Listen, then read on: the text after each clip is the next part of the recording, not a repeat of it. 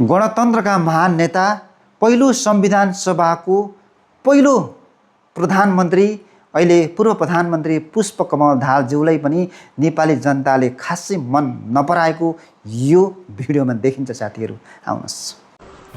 उहाँलाई चाहिँ म चिन्दिनँ। म चिनाइदिउँ?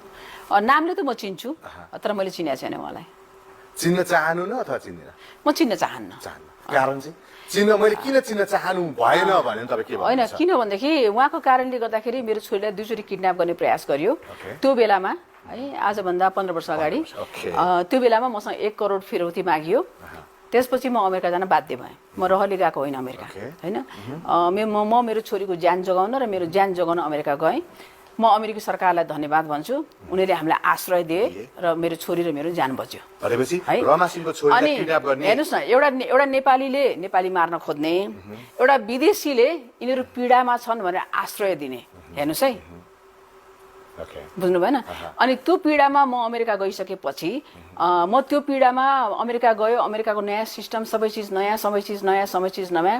छोरी एउटा सानो बोकेर गएको छु। मैले कति त्यहाँ चाहिँ स्ट्रगल गर्नु पर्यो होला, होइन? त्यो कारणले गर्दाखेरि कसैलाई पनि यस्तो पीडा नपरोस् भनेर म उहाँलाई चिन्न चाहन्न।